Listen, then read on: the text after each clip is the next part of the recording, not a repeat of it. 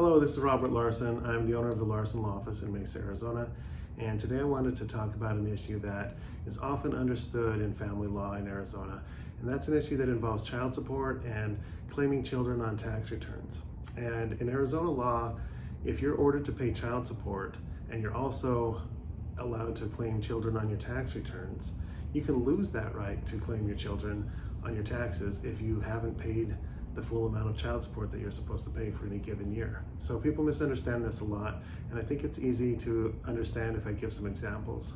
So let's say two parents get divorced and they get a divorce decree that says that father is supposed to pay child support to the mother in the amount of $500 per month. And it also says that each parent is entitled to claim one child on their tax returns every year. So let's say year one after the divorce, father only pays $4,000, and for whatever reason, maybe he missed some months, or maybe some payments were just short of what they were supposed to be, but he paid $4,000 for that year instead of the $6,000 that he should have paid. So what happens is he loses the right to claim a child on his tax returns, and mother gets to claim both of them. And usually that will be specified in the decree, but even if it's not, that's what Arizona law is, and so that's what should happen. And so that could be a huge benefit.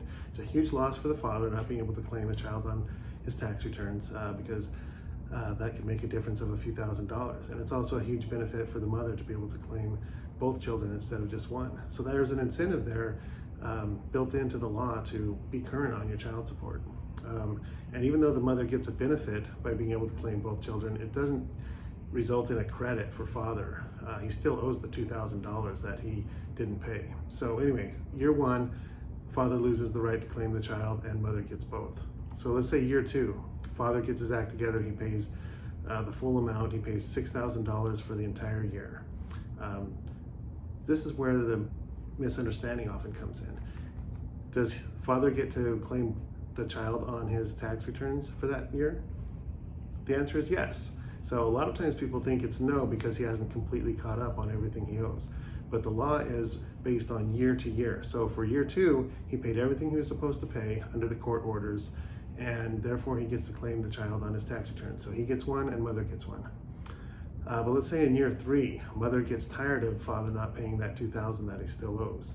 And so she takes him back to court, and the judge orders him to pay an extra $200 per month on top of the $500. So he owes $500 per month for ongoing child support, and he has to pay $200 toward the arrears until it gets paid off.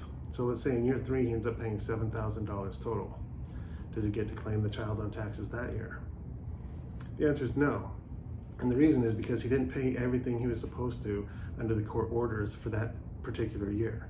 If he had paid $200 per month, it would have been $2,400, or he would have had to pay it until it's paid off. But either way, if he only paid $7,000, that means only $1,000 went toward arrears, and he clearly didn't pay it off, and he didn't pay $200 a month. Therefore, for year three, he loses the right to claim the child again, and mother gets to claim both. And so it goes like that until the arrears are caught up. And the biggest misconception people have, and I hear it from both sides, both the person who's paying support and the person who's receiving it, is they believe that the entire amount has to be paid off completely before the person who's paying is able to claim any children on their taxes. And I've seen people say to me that they've never claimed any kids on their taxes for years because they have arrears that they've never paid off, and sometimes it's a situation where their misunderstanding has cost them thousands of dollars. I've also had situations where the person receiving support incorrectly claims all the children on tax returns because all the arrears haven't been caught up. And so sometimes we have to go back to court and fix that and get the tax returns amended and so on. So it creates a big mess, but that's what happens in Arizona under the child support laws.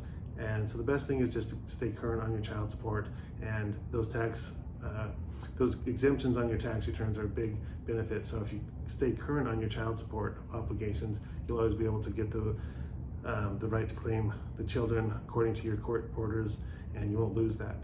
So anyway, if you have any other questions, you can always give me a call, 480-459-6080. Thank you.